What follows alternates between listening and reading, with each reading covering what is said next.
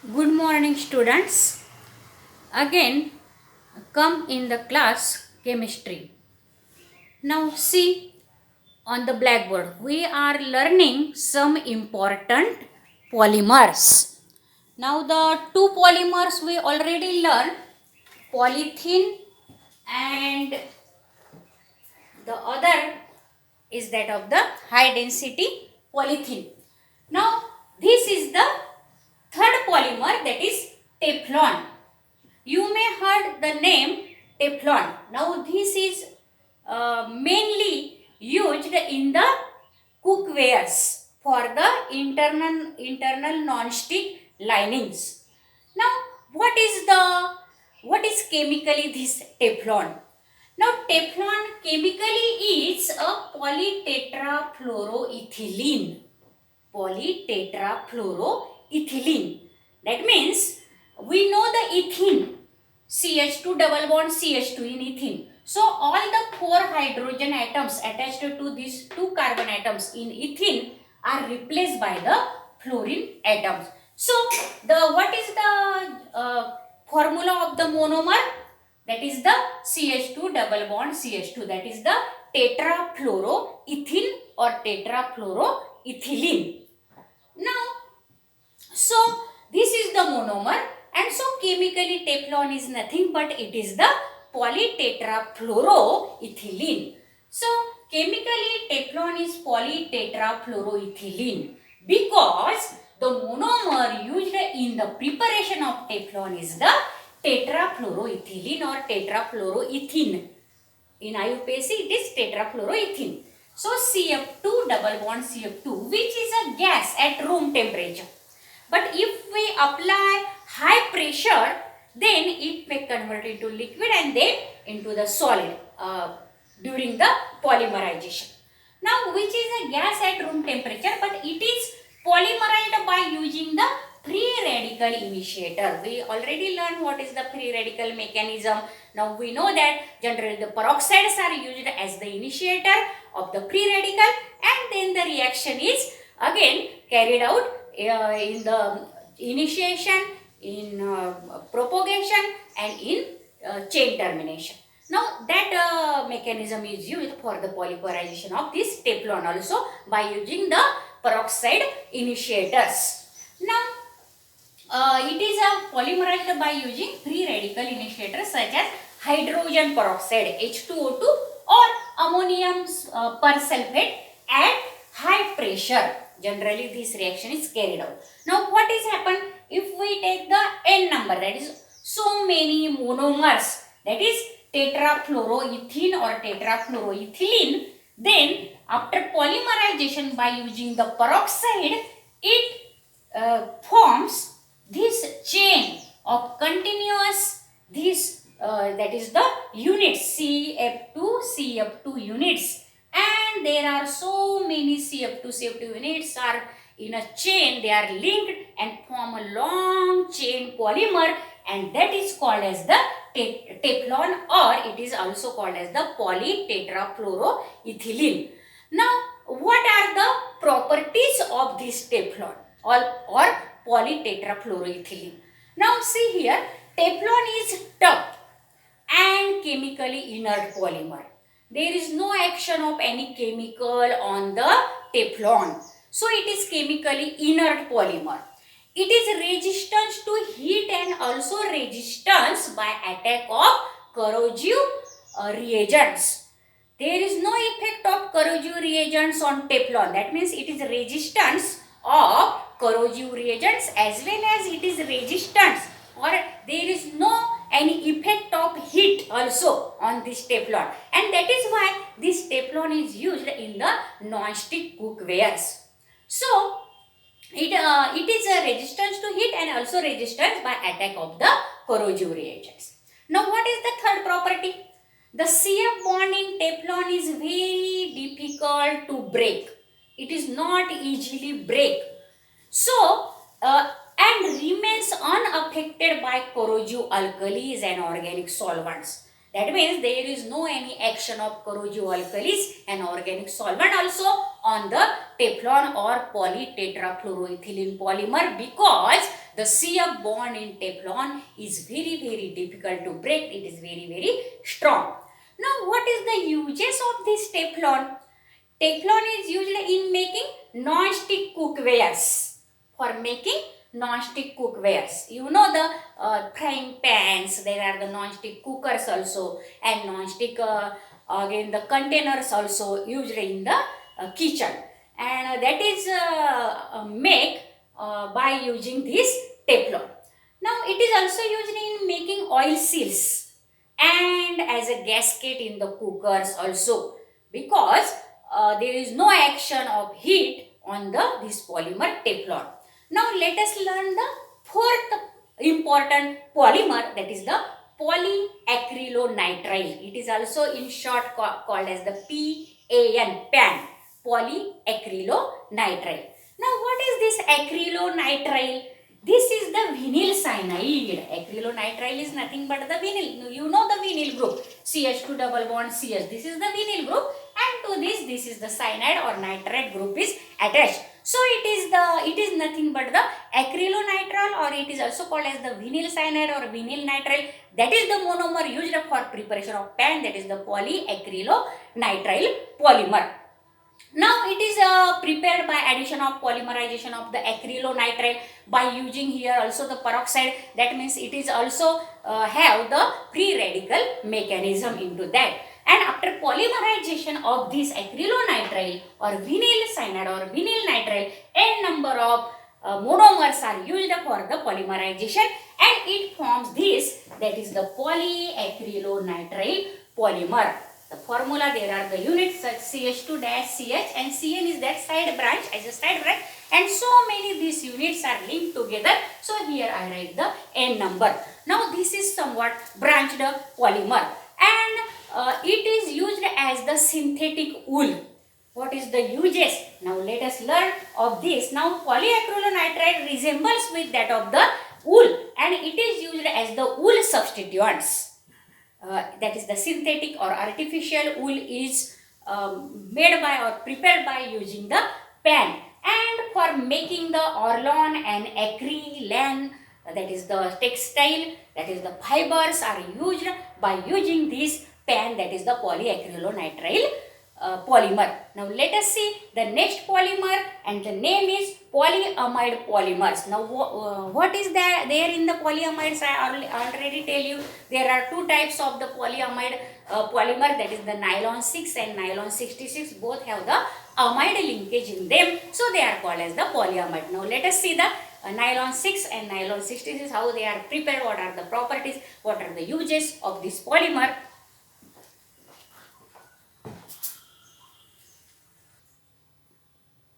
Let us learn now the fifth type of important polymer. Now this fifth type of polymer have the name polyamide polymers. Now there are two polyamide polymers, nylon 6 and nylon 66. Now these polyamide polymers are generally called as the nylons. They are of the two types, nylon 6 and nylon 66. Now the name are given as nylon 66 and nylon 6 according to the number of carbon atoms. Now this nylon 66 polymer contain, that is they have the two monomer. So both of the monomer have the 6 carbon atoms. So the name is nylon 66. And this nylon 6, there is the only one monomer, and it also have the 6 carbon atom. Now they are generally called as the nylons, and they contain the amide group CONH. Now this amide linkage or amide group in them, so many amide linkages are there, and so these polymers are called as the polyamides. So they contain the CO-NH- amide group as inter-unit linkage, and so they are known as the polyamides. Now let us learn the first polyamide polymer, that is the nylon 66. Now the monomers used are the adipic acid. Now this is the dicarboxylic acid, and there are the two carboxylic group on first and on the fourth number of carbon atom, and therefore it is also called as the 1,4-hexane-dioic acid. Now in that there are the 6 carbon atom. Now see this is the 1,4-hexane-dioic acid, or it is also called as the, generally it is used commercially as the adipic acid. Now there are the 6 carbon atom, 4 into this CH2 group and 2 into the COOH group.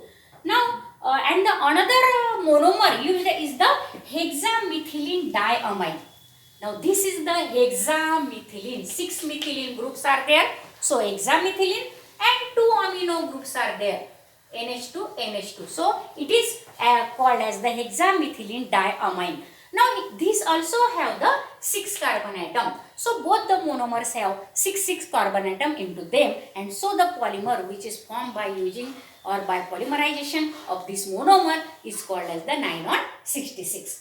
Now first, when these monomer reacts or mixed, they form the nylon salt. Now see, this is the nylon salt. Why it is a salt? Because there are this COOH group and CO minus group and NH3 plus groups are there. Now there is the charge separation, and it now here see, this is the acid, and as there is the amino group, this is the base. So there is the acid base reaction, that is the neutralization reaction, and due to that there is formation of the salt.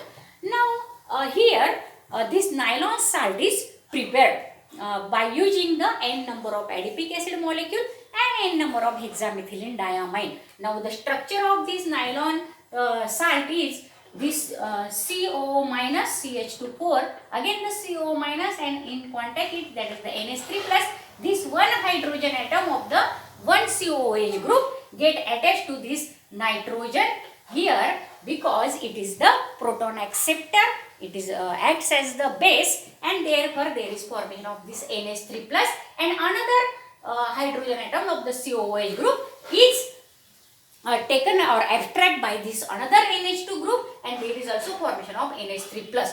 Now such nylon salt is formed, and this nylon salt on condensation polymerization under very high pressure and high temperature give the polyamide fiber, that is the nylon 66. Now see here, this nylon salt after polymerization at very high temperature and pressure, the temperature is about 553 Kelvin and the pressure is also very high, and it loses n number of water molecules. How the n number of water molecules are lost?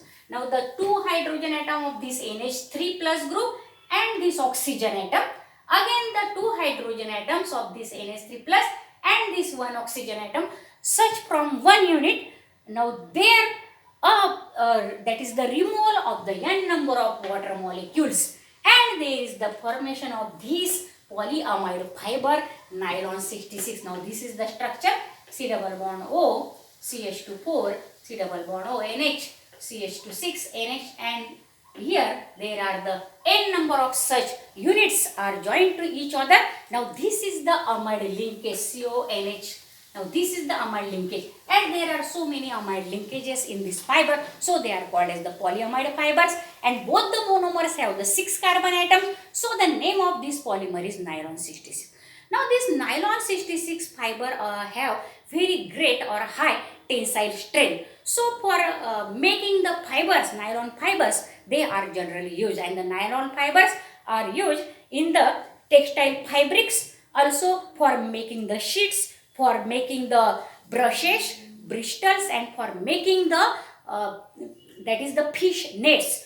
These are used. So the nylon 66 is a very high molecular, about 12,000 to 15,000 micron units have there, that is the weight, and this is the linear condensation polymer. It possesses the high tensile strength, it does not soak the water, so it is the waterproof and used for making the sheets, bristles, that is brush, and the net, that is fish net, surgical suitures for the operations. Also these nylon fibers are used for the that is to surgical suture means to seal the, that is the skin, and there is the stitches of these nylon fibers during the, that is the surgery. And again the textile fibers are formed by using this nylon 66 fiber. Now these are the properties and uses. Now let us learn another, that is the polyamide fiber, that is the nylon 6, and what is its monomer and why the name is nylon 6. Now let us learn the properties and uses of this nylon 6 also.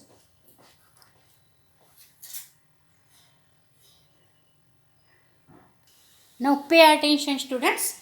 Now consider the preparation of the second polyamide polymer, that is the nylon 6. Now when the monomer, that is the epsilon caprolactam, now this is the monomer which when heated with water under a very high temperature and pressure, it undergo the ring opening, because there is the ring in the monomer, that is the epsilon caprolactam, and it gives, we know that in the classification there is the ring opening polymerization. Now this is also the ring opening polymerization, and after ring opening it gives the polyamide fiber polymer, that is the nylon 6. Now see how it's happened. Now this is the epsilon caprolactam, as there is the NHCO group, so it is called as the lactam, that is the ring amides, and these on opening, ring opening give the, after polymerization give this nylon 6 fiber. As this monomer also contain the 6 carbon atoms. See here, 1, 2, 3, 4, 5 and 6. So the name given is the nylon 6. Now how these epsilon caprolactam are formed? Now they are formed first by using the omega amino caproic acid or omega amino hexanoic acid. Which is that acid? See here. Now this is the COH. Now first carbon is the alpha carbon, beta carbon, gamma, delta carbon and omega carbon. That means 1, 2, 3, 4, 5, 6. And this omega carbon atom, there is the amino group. So the name of this acid is omega amino hexanoic acid, but hexanoic acid is called as that is commercially, that is the caproic acid. So it is the omega amino caproic acid. Now what happened during formation of this epsilon caprolactam, that is the monomer, that is the OH group and one of the hydrogen atom of this amino group forms water molecule, and here is the that is this bond is formed between the NH and CO. See here, NH and CO. Now this is not given into the text, but this is the acid from which this epsilon caprolactam is formed first. Now it is the omega amino hexanoic acid. See there. Now this epsilon caprolactam under high pressure and temperature about 533 to 543 Kelvin in the presence of water, what is there? There is again bond breaking of this NHCO bond breaks, and so many n number of monomers are there, so they link by this NHCH25 CO grouping. So many n number of these units are linked together, and there is formation of this nylon 6 fiber. Now what are the properties of this nylon 6? They are similar to that of the nylon 66. That is, they have very high tensile strength. So they are generally used in making the long, that is the fibers. And they have very lustrous. These nylon 6 fibers are very lustrous. They have the shining. So they due to the high tensile strength and luster, these nylon 6 fibers are used for the manufacture of the tire cords. Again, in making the fabrics and in making the ropes, that is the nylon ropes, you know that. And nylon wires are also prepared by giving the pressure on the mass of this nylon 6, that is the polymer, and on the other side there is the formation of the long and very that is the thin fiber, that is the nylon 6. Now this is about these nylon 6 and nylon 66 fibers, that is the polyamide fibers. Now we'll learn tomorrow, that is the polyester fibers. Now that is also very important polymers. Now these are about the polyamide fibers. If student you understand and you like this video, then you can share and subscribe and tell the other students to share and subscribe. Now, good morning.